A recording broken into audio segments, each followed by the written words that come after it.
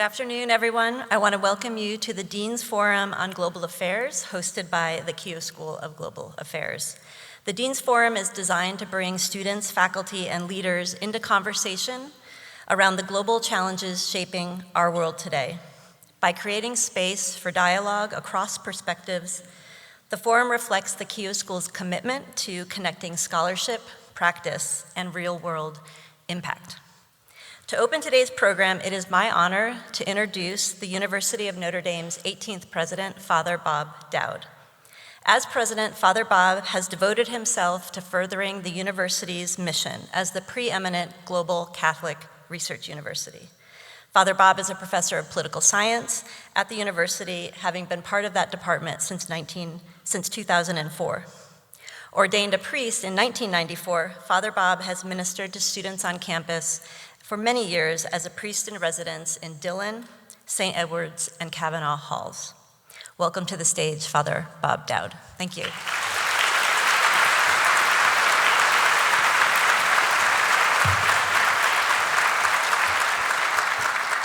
Well, thank you, Mary, for that very kind introduction, and welcome, everybody. Welcome in from the cold. Welcome to warm DeBartolo Performing Arts Center. It's great to see you all.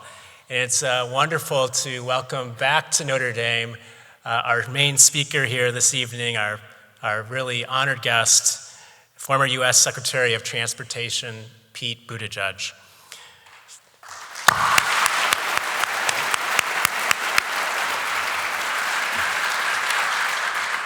So Secretary Buttigieg last visited Notre Dame back in 2020 when he served as a faculty fellow of the Notre Dame Institute for Advanced Study and conducted research on the university's theme that year, the nature of trust.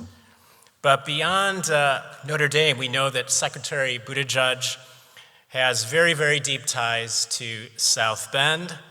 He was born here, he was educated here, and he returned here after his studies and his service in the United States Navy to begin his political career as the 32nd mayor of the city of South Bend. Let's give it up for South Bend.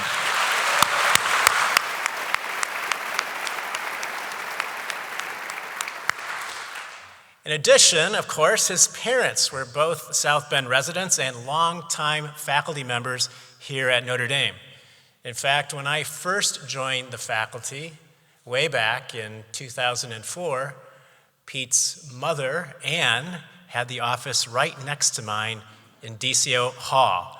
And Anne is a wonderful person, and she certainly welcomed me to the faculty, and it was wonderful to be her next-door neighbor in DCO. Secretary Buttigieg's story has been marked by a thirst for knowledge, dedication to public service, and leadership requiring personal sacrifice.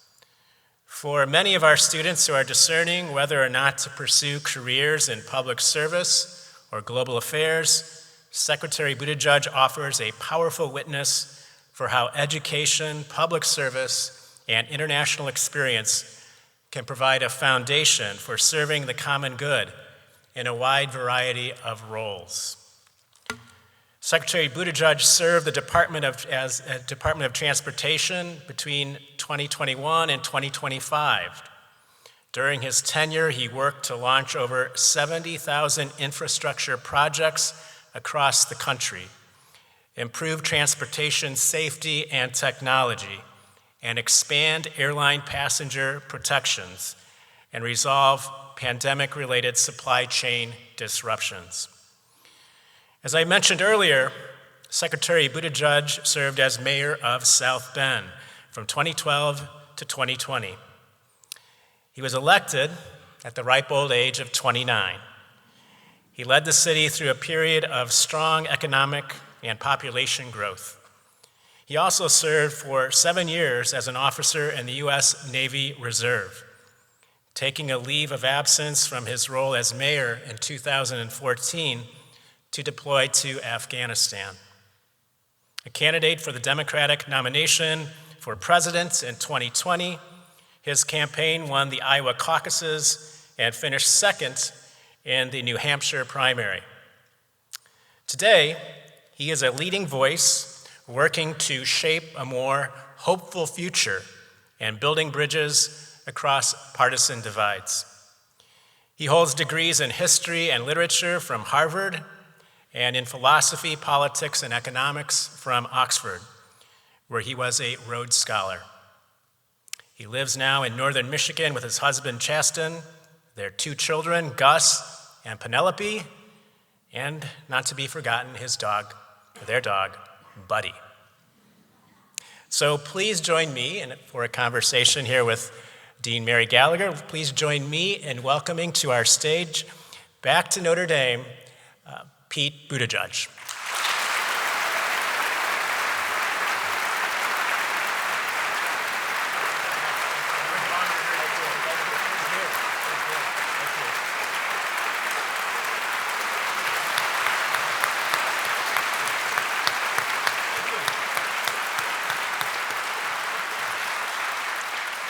Welcome. Thank you. It's cold good to be out, back. but people are here. Yeah, thanks for braving the elements, but we're used to it around here, right? What a treat. Thanks for having me. And let me also thank Father Bob for the introduction and just remark on how extraordinary the interconnection between the life of the university and the city has become. It's something we worked on so much during my time as mayor, and to see it reach kind of a next level is remarkable. So I know that's a testament to Father Bob's leadership, to Mayor Mueller's leadership, and I'm also really honored to be at the Keough School. I appreciate your bearing with me because we had hoped to come in November and family matters got in the way of that. I'm glad we can do it now and looking forward to the discussion. Good. You ready? Ready when you are. All right. I'm going to start off a first question, which is you as a father. So, but it's also related to people like us who are teachers. We are worried about AI at the university, talking about things like degradation of learning, potential de-skilling of our students. We think about how we use AI, like to check our grammar, but do we learn how to write effectively? At the same time, I use AI. I love it when my refrigerator is mostly empty, and then I can ask it to make a recipe with the 3 things that I have left.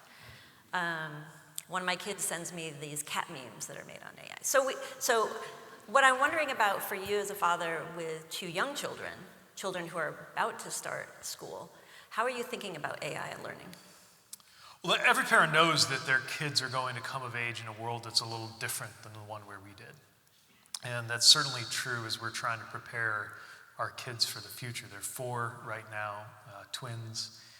By the way, I'm also preparing them for their first visit to South Bend. I'm trying to figure out the right moment for their South Bend debut.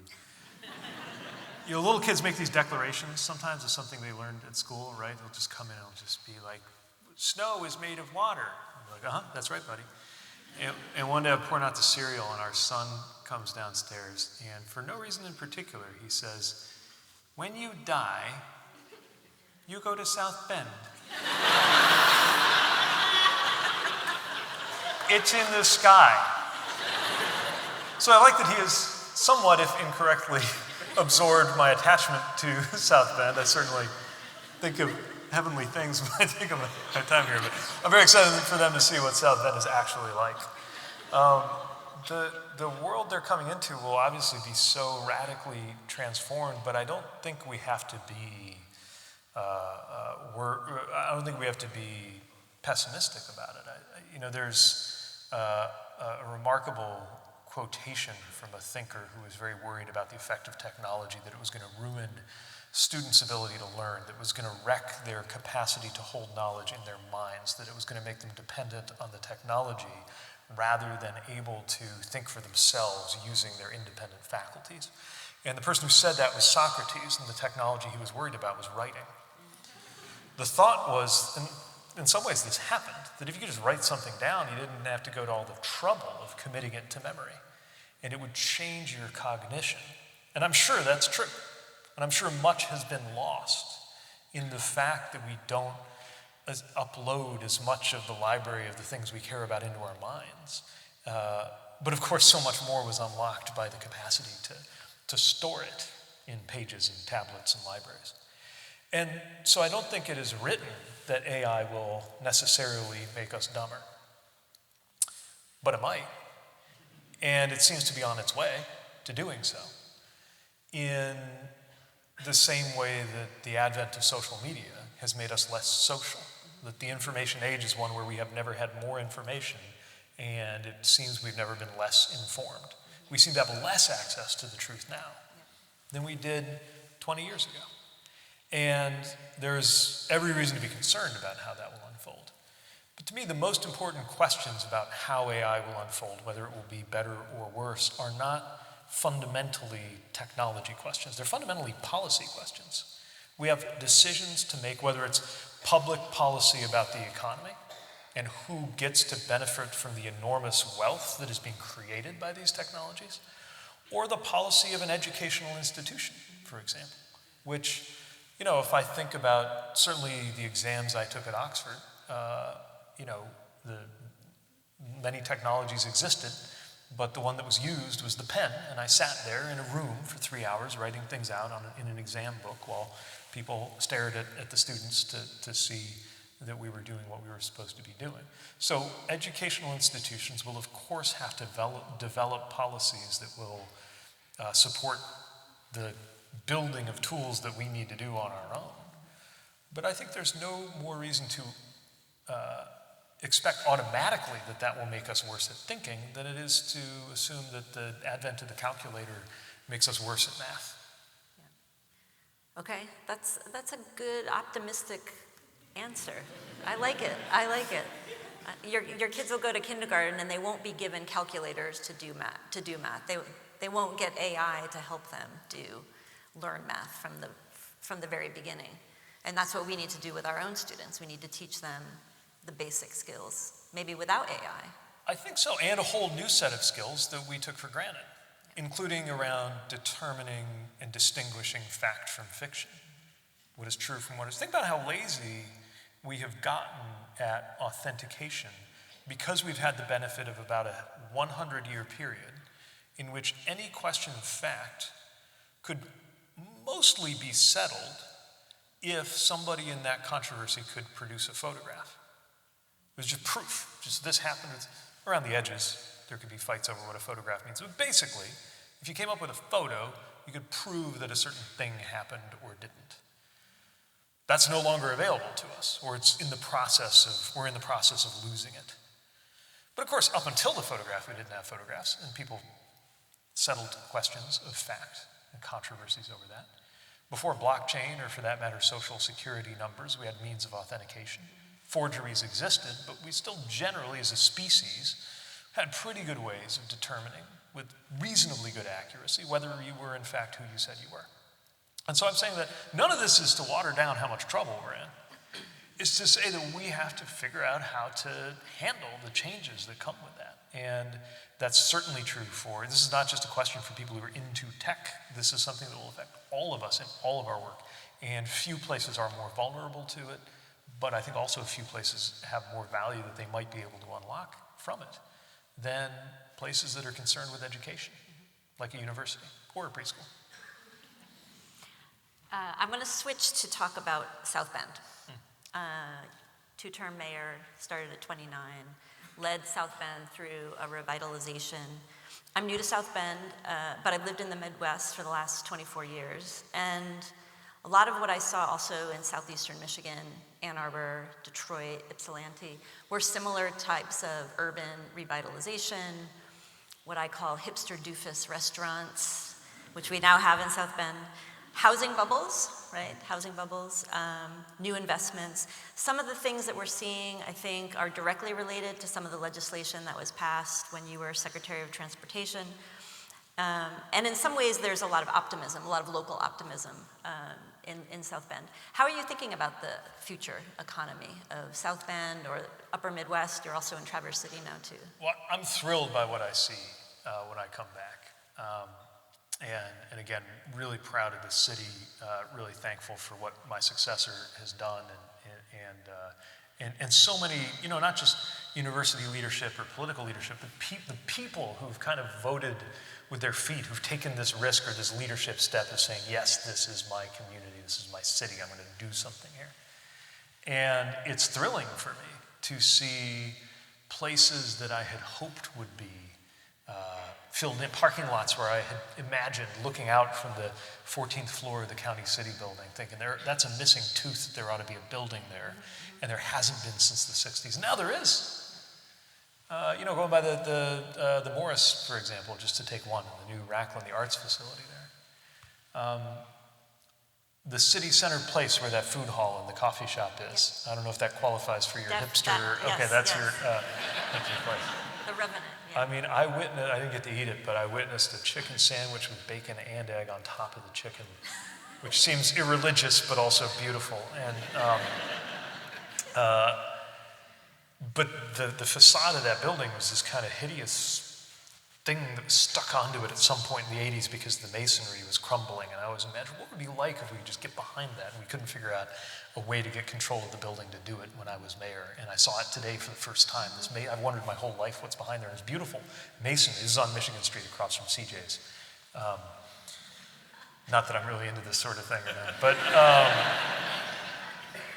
my point is, we see these things arising all around us that are so exciting, because some of them were beyond my wildest dreams.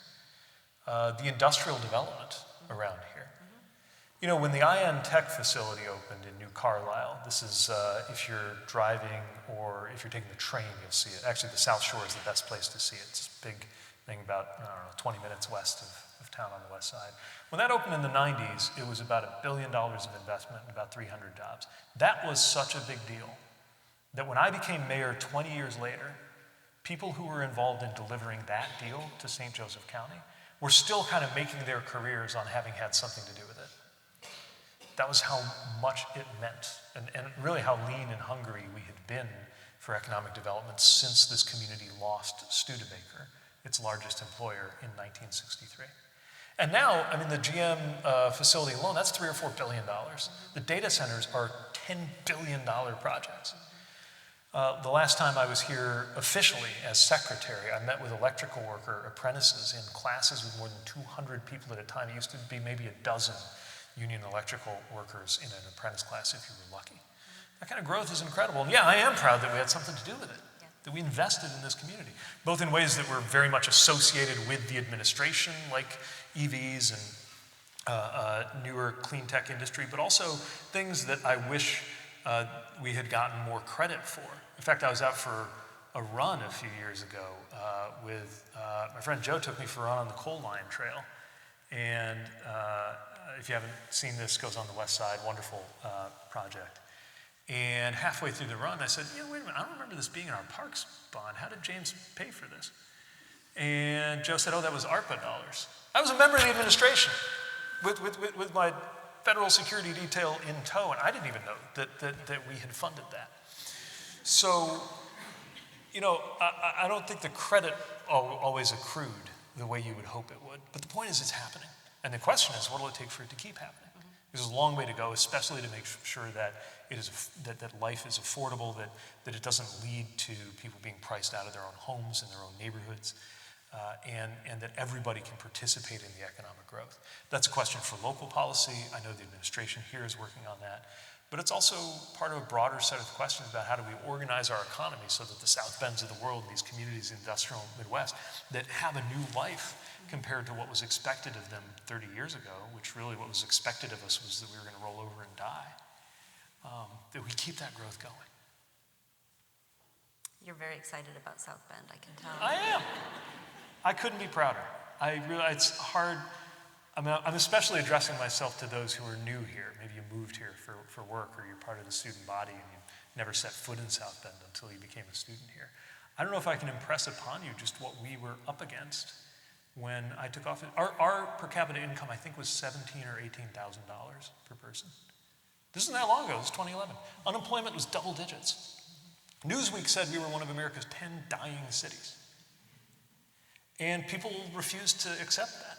They stepped up. I think it's an incredible story. And I got to tell you, having run for president, having served in the cabinet, when I wander this world, the favorite stories and examples that I come back to are almost always from the experience right here in the city. But it's a long journey. We're right in the middle of the action, and it's going to take a lot to take it to the next level. I feel like we were, or at least I was part of a generation that if you were successful, you left, right? You left your hometown. Yes, no matter that's what I did. Everyone thinks their hometown is boring, so you have to leave it. Yeah. And you go to a big city. Yeah. And it's interesting, I definitely have seen people both in Michigan and in Indiana think about staying. Yes. And that's new, and I think that if that's a generational shift, that's really important. Yeah, I don't remember anybody sitting me down and saying, young man, if you want to make something of yourself, get out of here. But I definitely got that message. I got the message in so many different ways. Nobody had to say it. And that's what I did. But then I got to the East Coast and for the first time realized that I was from somewhere. The first time I was walking down a street in Boston and I said hi to somebody because they were walking the other way and they looked at me funny because I said hi to them, which is clearly an invasion of their privacy according to the social standards of that particular region. I began to realize I was part of a culture. You don't really think of yourself as belonging to a culture until you're in a different one. And I know, of course, so much of the work that this university does, that the Keough School does, is to give people those intercultural experiences. But I think most people who have the benefit of traveling abroad or even just moving around in the United States will say that the best benefit of it is you realize your own roots in a different way. So I want to have another question about Indiana. Recently I saw you discussing Indiana State Senate vote. To reject further gerrymandering. And in this discussion a few weeks ago, I think maybe last December, you noted that the Indiana GOP was able to push back against pressure from DC to allow this further gerrymandering. And you noted that's something that law firms, universities, and media companies should think about. So my question, it's sort of a two-part question. How do universities stand up to policies that hurt academic freedom and free expression while not appearing to be even more partisan than we already appear to be? Public trust in higher education is at an all-time low. What should universities be doing to regain public trust and serve the function that we should be serving in a democracy? Well, I think it's very important for universities to stand up for their values. And by that, I don't mean liberal values. I mean independence. In my opinion, universities are under attack not because they are liberal, but because they are independent. And so the way they stand up needs to be in the name of that independence. Of course, you may have a faculty or a student body or an institution that tilts more left or more right, but the whole point is that they're able to do that or not do that, and it's their choice. The moment that we become the kind of country where your ability to get a job or your eligibility to get cancer research funding or your visa has to do with whether the curriculum or the people in an institution conform to the political preferences of the person in charge of the government, when that happens, this becomes a second-rate country. And it becomes impossible for universities to fulfill their mission, which is the pursuit of knowledge, wherever it may lead, often in conformity with the values that the university was founded on. And that's part of why I believe Notre Dame has a unique role to play, because it is not as easy to assume that this institution has this or that ideological leaning, but it does have very strong roots in terms of its values, its institutional, religious, ethical, moral values. And certainly I know that this university has encompassed people of very different political persuasions. I felt it growing up here. I saw it in a very rich and nourishing way when I was briefly a member of the faculty here as a fellow at the Institute for Advanced Study. It's what makes this place great, and it's in the name of that independence that I think this and every academic institution has to stand up to that bullying. But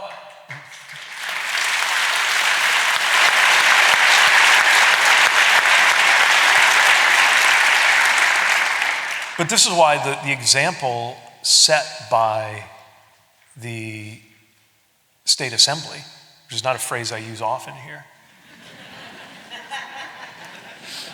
But the example set by the Republican members of the state assembly is so powerful and important because they were pushed to do something that was wrong. They resisted it, not because they were liberal, they were conservative, but because it was wrong, and they knew it was wrong. And they knew that the people they served believe it is wrong. And so, can you imagine the pressure as an elected official, who, by the way, has a day job and is very much part-time, getting a phone call from the President of the United States saying, do this. Not just any President of the United States, the most domineering president of our time, who's in your party, and says, do this, or else. And you say no? But what's really interesting, because I was watching that vote blow by blow, was that it wasn't even close. And I don't know how better to put this than to say it wasn't close because it wasn't close. In other words, because they all knew to jump together, they did it. They showed more solidarity. I think, slight majority within the Republican caucus that joined the Democrats in voting for what they knew was right. Frankly, showed a lot more solidarity than law firms and many American universities have. But what every firm, every university, and every politician has discovered, if they try to play the game of this administration in order to survive, is that sooner or later it will come back and demand more until ultimately you wind up getting eaten anyway. So, stand up.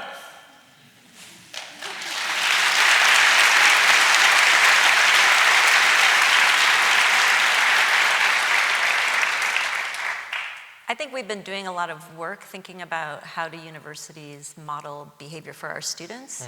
I think one thing we could do better is to, in that kind of independent spirit, allow for free expression, academic freedom, in charity and goodwill, right? That we accept the other person's viewpoints, we accept their humanity is really important. And I do think that's something that Notre Dame can do particularly well. So, okay, this is my last question. We have questions from students, and I don't want to delay too much. Recent US rhetoric has emphasized that the world is governed primarily by force and power, rather than institutional or moral constraints. Given this transition, or I think what Mark Carney called a rupture, to a more transactional and power-centric global landscape, what strategies should a future president adopt to navigate a world where international laws are increasingly seen as optional? Well, I think what Mark Carney said, and I think some of the most important remarks delivered by a world leader in the Trump era, is something all of us should pay attention to. He was notionally addressing himself to what he calls the middle powers, the medium-sized countries like Canada. But really it was a message, I think, for all of us who are thinking about the future of institutions that have been broken or smashed or violated. And part of what he made clear is that there's no going back. And I think it's really important. It's actually right now very difficult for people in my political party to understand this, that there's no going back. But I have some muscle memory on this because my whole message as a young mayor to a city that was pining for the Studebaker days was there's no going back. We're not going to make South Bend great again. Because it's not about again. And that's okay that there's no going back. We're going to do something new and better that is true to our roots but different. So when it comes to international institutions, I think there is a similar need to accept in a clear-headed way that these institutions have been rickety for some time. That doesn't mean it's okay to violate them or smash them to pieces. But this rules-based international order has always been one in which the rules were bent sometimes. Doesn't mean the rules weren't important. It just means they weren't perfectly followed. So what does that mean going forward? I think we're going to have to build very new frameworks that also recognize how much in the world has changed, not just because of the current administration, but because of the passage of time. We have some institutions that are designed to be robust enough that they last for centuries, like the US Constitution, although I think it's in need of some renovation too, which is what the amendment process is for. But also if you look at frameworks like NATO or the WTO or the UN itself. You know, a lot of these were built, ironically, largely by the United States at a time that is radically different from our own. At the time that the Security Council was set up, something like 90% of people in China were rural peasants, unable to read. Today, people living in China, for the most part, enjoy superior technology in transportation and certain other sectors to people living in America. So we're just in a different world. And at moments like that, moments of rupture, moments of institutional renewal, moments where you're rebuilding something from the ground up, that's when it's most important to be in touch with first principles. Why do we have a UN? Why do we have alliances? Why do we have government? Not even as a country, but as a species. I mean, getting back to the absolute basics, which in my opinion could be described as we need institutions and governments in order to secure freedom in three ways. One, providing basic services, because you're not free if you can't get here because the road wasn't plowed, or get clean, safe drinking water. So basic services. Two, constraining anyone who can make you unfree. So I can appeal to the government if my health insurance company or bank harms me, or my boss harms me, or my neighbor. And then the third, which used to be what conservatives and libertarians talk about, and now is something that I think progressives should pay more attention to, constraining itself. Any institution, any system, any government has to constrain itself in order for you to be free. Those are the principles I think we need to organize around and really go back to our most basic values and needs in order to think about how frameworks that'll make sense in the 2050s will look different from the ones that were designed in the 1950s. Thank you. Cultivating hope. I'd hope so. That's I'm Father hopeful. Bob's phrase, actually. That's Father Bob's phrase, Cultivating hope. Yeah. Good. Yeah. We need it. We need hope. I think that we can draw a lot of hope from our moment, precisely from the proportions of the problem. We should be energized. I'm not saying this out of naivete. I did not come here to tell you things in the world or in the country are better than they look. They might be worse. But that's why it matters, to pay attention and be involved and be active and learn and study and speak out. Those are the more interesting moments in the course of human history. We've been served with one, maybe against our will, but here we are. Let's get to work.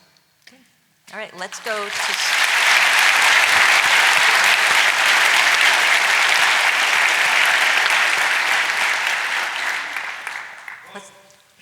Let's go to the young leaders of the future with their questions. Hello, Secretary Buttigieg. My name is Sonia Lumley Murillo. I'm a political science major here, student body vice president, and a senior. And my question today for you is, a lot of people my age care deeply about policy outcomes, but feel disconnected from the institutions that produce them.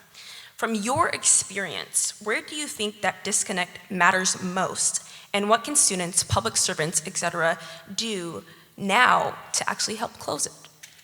I think that's a great way to lay it out. Look, the younger you are, to put it another way, the longer you're planning to be here, the more you have at stake in a whole bunch of decisions, some of them irreversible, that are being made around us as we speak. Right. So it makes all the sense in the world for young people to be especially passionate about policies and about the direction of this country. As far as the institutions that produce them, they are, to put it charitably, underperforming, right? I would encourage young people not to make the mistake of underestimating their power. Most of the biggest changes, transformations, upheavals in human history were driven by young people. Whether we're talking about some of the greatest moral evolutions, many of which this university was very invested or involved with. I'm thinking about the US civil rights movement or the end of the apartheid regime in South Africa. Driven largely by young people. So much change. Father Soren was, I think, 27 when he started this place. And I think there are opportunities to show up in these institutional settings in different ways. Look, I get Congress, to take one example, not very responsive right now. But we are in a system where members of Congress, at least theoretically, are accountable to the people and showing up physically, literally, if necessary, in environments like town halls or demonstrations, if you can't actually get in the front door, are a very powerful thing. But so are the mechanisms and the institutions that I would argue are working better and are closer to home. Like, it won't surprise you that I'm saying this, things like city government. You can show up, and if something's going on that affects you, you can speak out. If you want to testify in Congress, you have to be invited or subpoenaed. If you want to speak in front of the elected officials making decisions in the South Bend Common Council, you show up on a Monday night, at least in my day, it was Monday night, 7 o'clock, and at the end there's a privilege of the floor session and anybody can speak, and everybody has to listen. I would like to see more young people engaging those policy levers that are a little closer to them and getting the muscle memory of making a difference close to home in ways that I think can reverberate more broadly. Awesome. Thank you so much. Yes.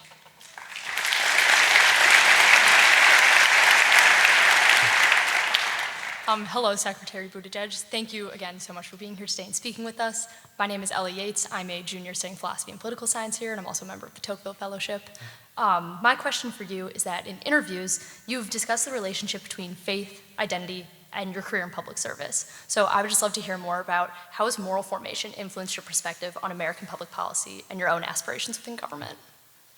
Well, my understanding of the stakes of policy largely began with the Catholic teachings that I was exposed to at St. Joe High School, where we were taught about things like the story of Archbishop Romero in El Salvador, and the struggles around apartheid and other things where a clear line was drawn between what we were taught in Scripture that God expects of us and what actually happens in the world, and decisions made by people in positions of responsibility. And that's part of what propelled me into being involved in politics. And it's part of what propels me now. I know we have to be thoughtful and cautious in how we say that, because I think it is foundationally important that this is a country where people of any faith and of no faith have equal say in what happens. I think it's very important that we insist that God does not belong to an American political party. And yet we can hold space for that and also talk about how our moral formation guides us a certain way in ways I think resonate with a lot of people. So to me, for example, when I see a 5-year-old child used as bait in Texas in an immigration raid to get a hold of his parents, who, from what I understand, had done nothing criminal, or an American citizen is being dragged out on a cold Minnesota day in his underwear by troops. In a scriptural context, they would be guards, right? I ask myself, what does God think of that? I think about when I see food or healthcare being withdrawn from some of the most vulnerable people in this country, about Scripture that says, I was hungry and you did not feed me, or that says that whoever oppresses the poor taunts his maker. And again, I'm not saying that anyone should have to live by anyone else's interpretation of their own religion. As a matter of fact, I've struggled a great deal to make sure that my fellow citizens don't have to live by somebody else's interpretation of his religion. But what I'm saying is that each of us has a moral formation. And when we talk about it and when we show that we come by our moral views honestly, it should resonate. I believe that the things I was taught in a Christian tradition will resonate with fellow Christians, but I also believe they'll resonate with non-Christians. I hope. Because, of course, part of the power of these teachings is that they touch something universal and fundamental in the human conscience. This is a season that's going to ask a lot of our conscience. And we need to be transparent with ourselves and one another about what goes into fashioning that conscience. And of course, if you're a student, you have an unusually rich opportunity now to inform that conscience as much as you possibly can. Thank you so much. Thanks.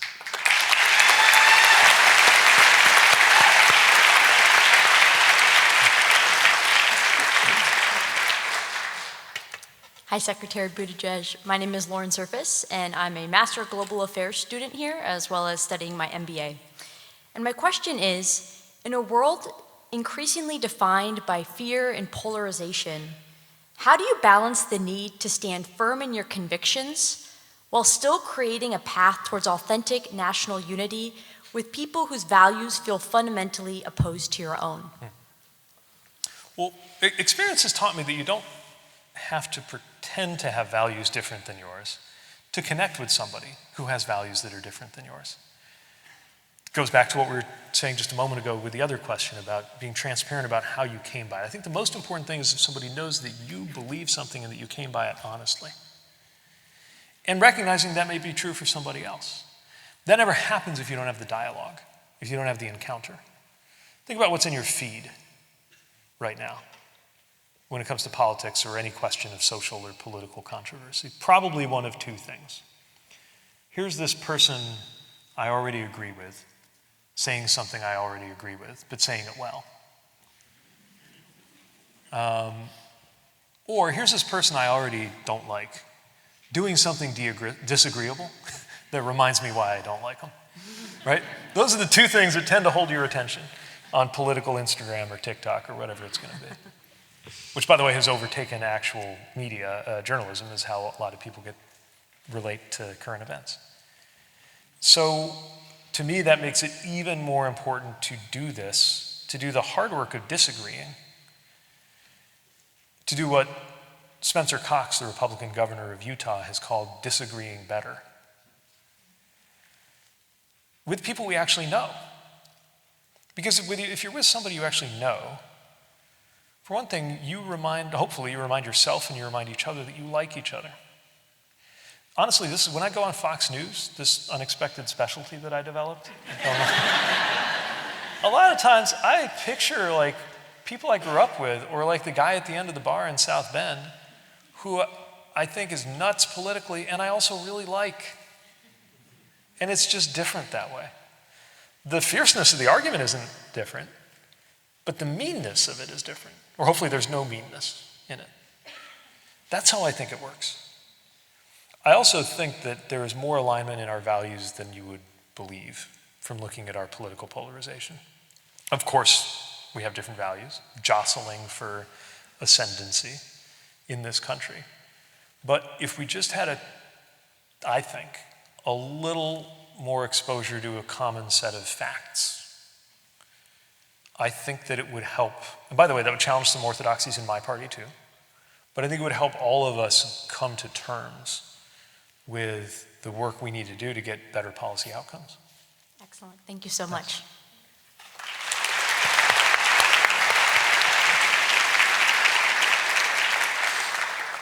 Hi, Secretary Buttigieg. My name is Sophie Hannawell, and I'm a sophomore in the Keough School here. And my question is, when you were mayor of South Bend, how did you feel like you could make a difference in national issues? And what do you see as the role of local leaders today?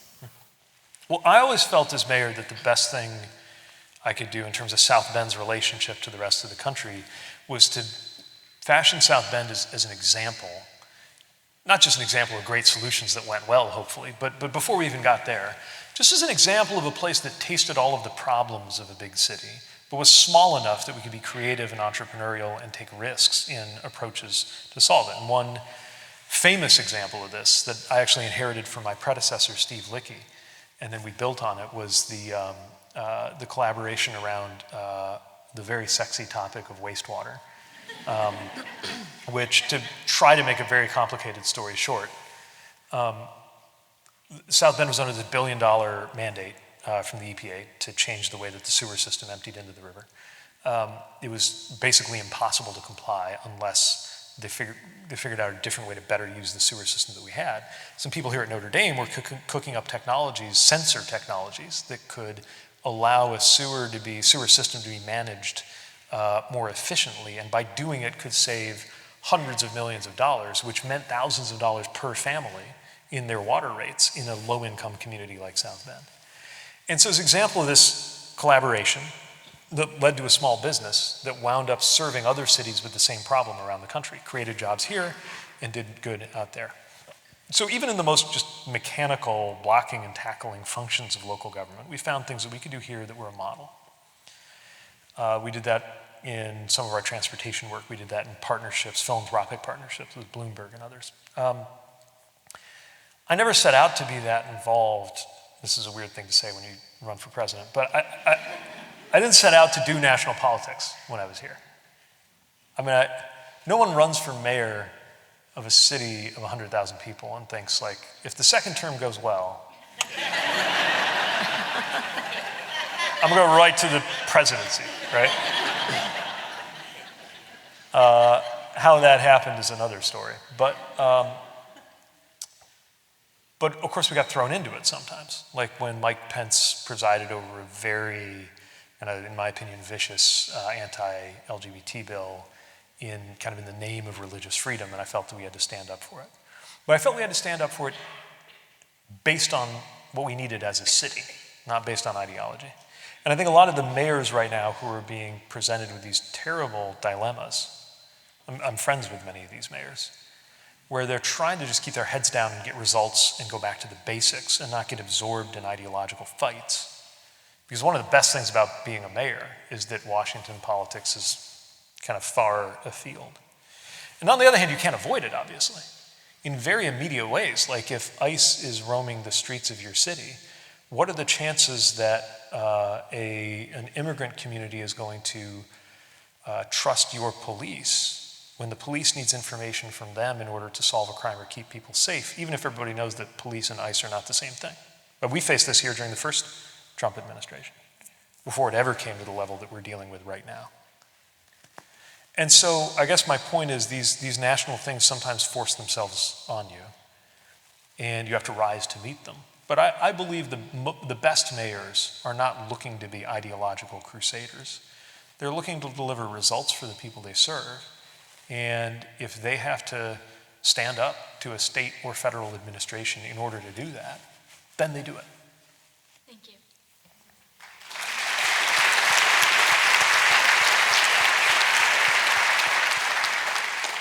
Hello, Secretary Buttigieg. My name is Mustafa Hess. I'm a senior studying global affairs, and my question to you is this: what advice would you give to the next generation of leaders? First of all, don't wait.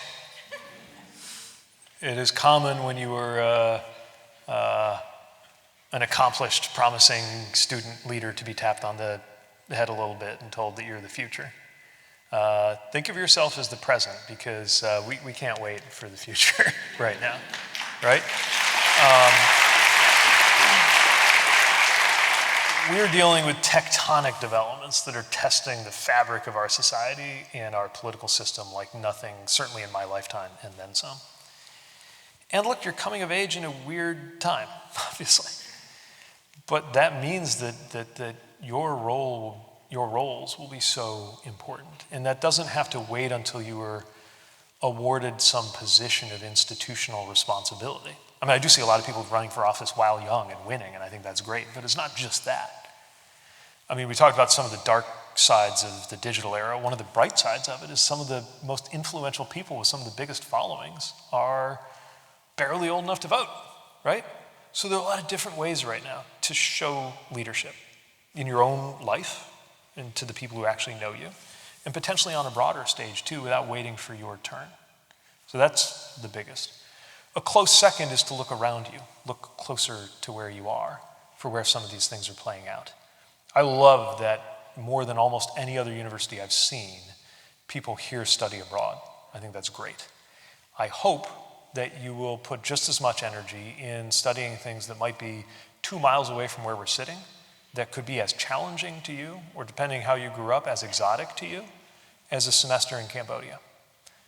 Because the way people's life ways and experiences and stories, just as right here in South Bend or St. Joe County, can be so different and can challenge, if you really engage them with whatever it is you're trying to do, research, service, something, it might challenge you to grow. That's what happened to me. I'd been around the world before I came right back home, and then had some of the biggest adventures and discoveries of my life by engaging at a deeper level with people that I had grown up with and been around all along. So don't wait your turn. Don't forget to look closer to home, especially if you're into global affairs, as taught at a place as wonderful as the Keough School.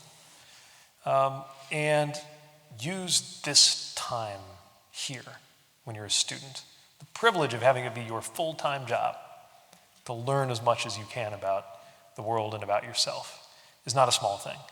You will envy your younger self later for having had this time here. So use it well. Thank you, Secretary.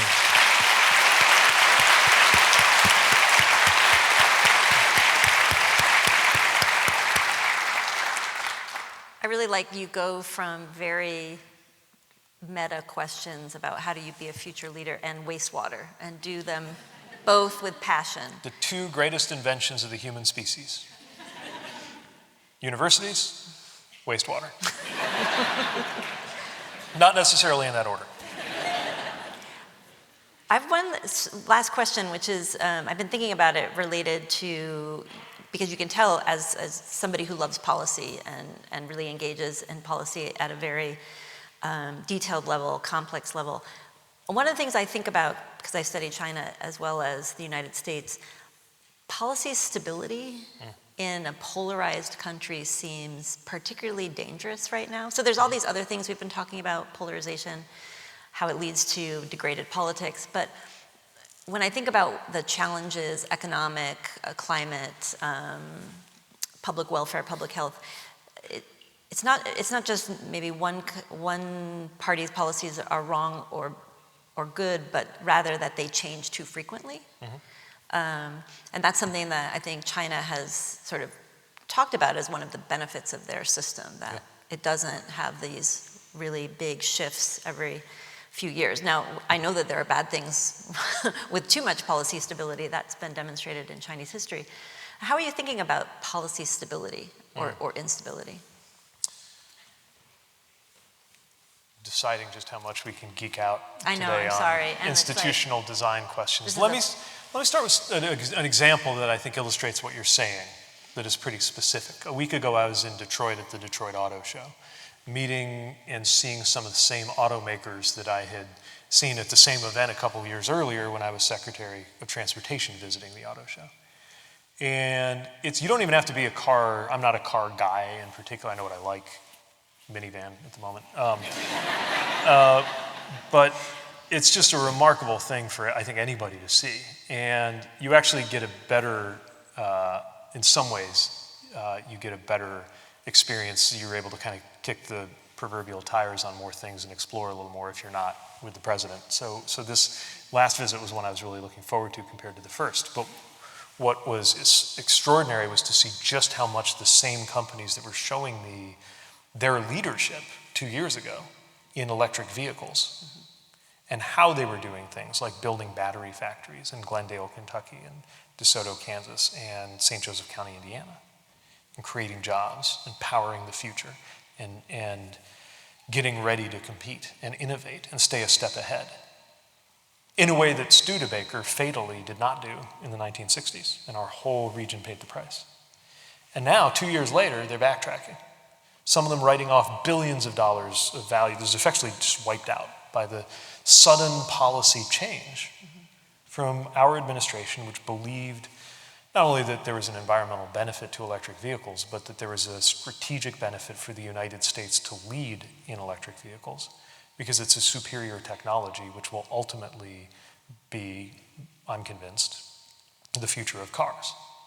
So when I watch China make these huge investments in EVs, I don't think it's because the Chinese Communist Party is more environmentalist than any American government. It's because they understand the strategic value of conquering the future of the auto industry. And if you go to other countries and you see how much these Chinese EVs are on the road, often drivers who would have been buying a Ford not that long ago, you see the stakes of this, right? And so, yeah, that policy whiplash has been very costly, not just because I think obviously the new policy is worse than the old policy, but because you see how the companies that are trying, if you're an automaker, you tend to do your product planning on about a 4-year cycle.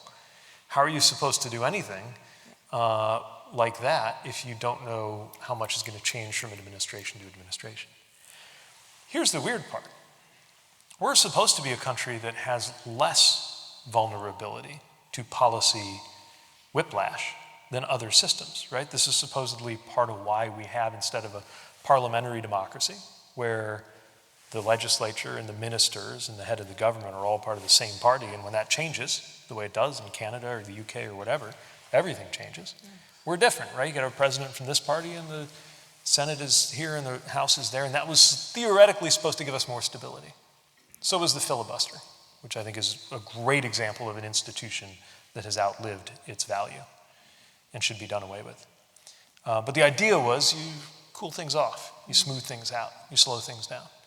I think if nothing else, the current rupture demonstrates that our institutional design does not successfully protect against that.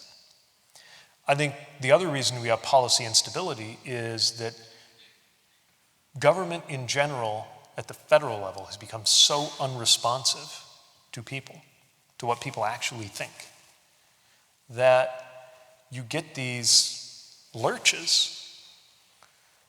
Like MAGA is something like, if you interest people really committed to it as an idea, like 20 or 30% of the country.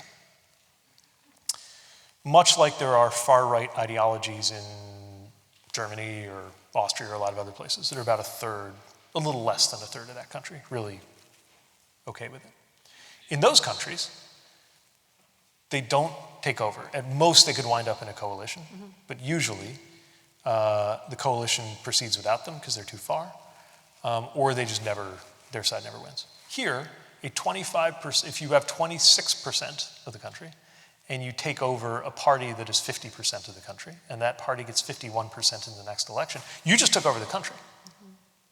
And that's obviously what has happened to us right now.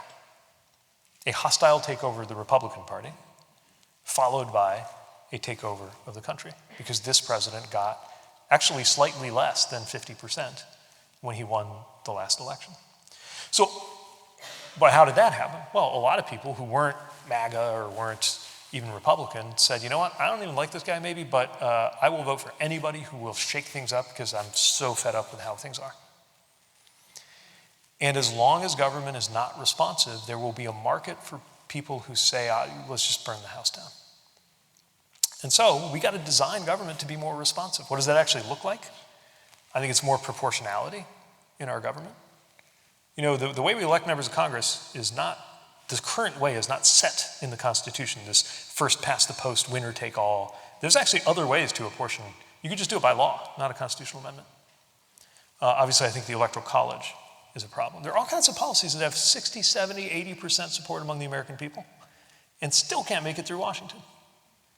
Even ones that don't cost a lot of money. Take universal background checks on guns. 70% of Americans, 70% of Republicans think we ought to do that. We still can't make it happen. That's just one small example. So I think my point is you have these wacky results where we lurch from here to there, and maybe lurch back or over to something else, because we don't have a healthier way to make sure that what people want, at least roughly, gets translated into what the country actually does. And for that reason, I think we should not be too precious about the systems of government that we inherited. I believe in fidelity to the Constitution. I also believe that we need to update the Constitution. And I know that sounds pie in the sky right now. Then again, it was no radical, but rather Indiana's own Birch Bayh, a couple generations ago, who led the way towards some of the last substantive amendments to the Constitution that we had, like the voting age, and coming this close on the ERA. I think a constitutional amendment to get money out of politics is appropriate. I think most Americans want it, and I think we should strive for it, even if it takes a decade or two to get done. Just to take one example.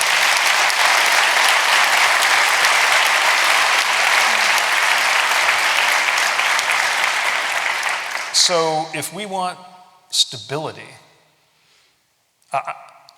policy stability is way too much to hope for right now. I'm just hoping for like regime stability, like institutional stability, right?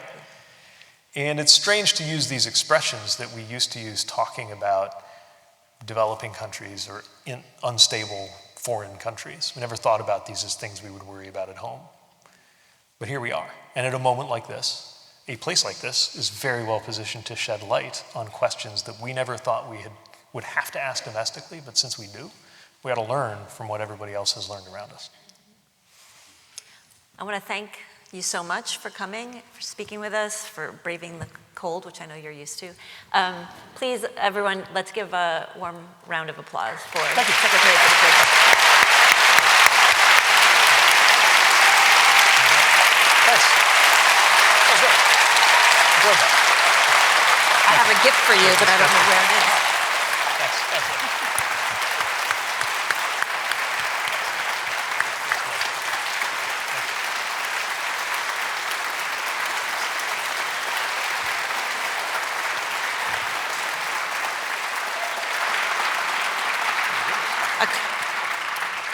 I couldn't find it. It blended in with the gold.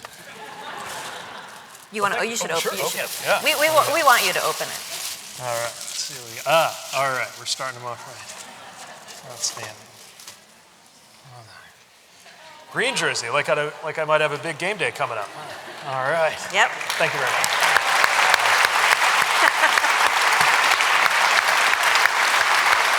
Thank you. My name on it and everything. Yes. And you spelled it right. Thanks very much. Thank you. Thank you. It was great. Thanks again for joining. It feels really good. Thank you.